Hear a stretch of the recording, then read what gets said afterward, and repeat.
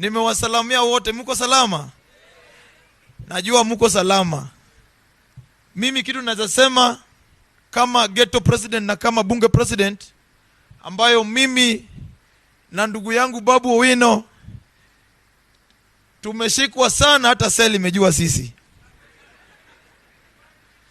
Na uzuri kitu napendea baba, ukimpigia simu kama umetoka ndani, badala aliye anacheka. Anauliza wewe ulipelekwa tu hapa Murang'a ama Nyeri? Mimi nilipelekwa huko Manyani. Sasa unasema huyu baba kweli ako serious? Lakini hiyo anatupea sisi moyo ya kwamba yale amepitia, sisi bado tuko kwa njia refu ya kupitia.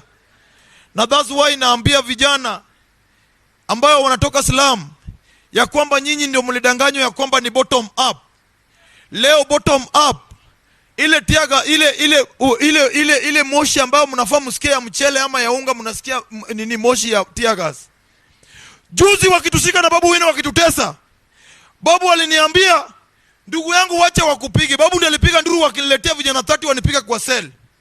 Babu kumbe alikuwa pande ile nyingine, ndiye alipiga nduru akasema mimi pia mulete Gaucho munipige na yeye kuliko mpige peke yake huko ndani. Na mimi niliambia Babu, nilikuwa naomba tu wazifinye simu nyeti. Hiyo ndio nilikuwa naomba sana.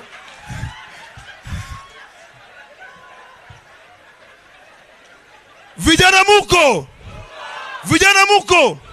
Shikilia kioni sana. Huyu kioni amedharuliwa sana.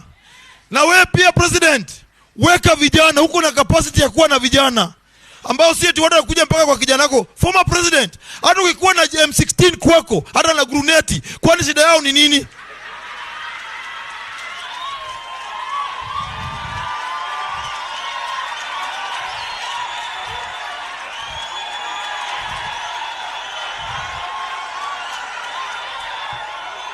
Na malizia nikisema hivi,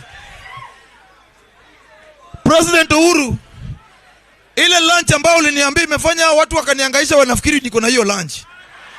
Wakaweka vitu umenunulia, wakapea mimi eti nyumba umenibaia. Kama hii nyumba umebai, si uniambie mali nene nichukue ki. Mimi namalizia nikisema vijana fever. Vijana fever. Wangapi watasimama na Odinga na Uhuru Kenyatta? Wangapi watasimama na Kalonzo Musyoka na Eugene Wamalwa? Wangapi watasimama na Kioni na Mwangi Waria? Baba, tumekubali kwenda na wewe mpaka Kanani. Hiyo kizungu yako withdraw. Asante na Mungu akubariki.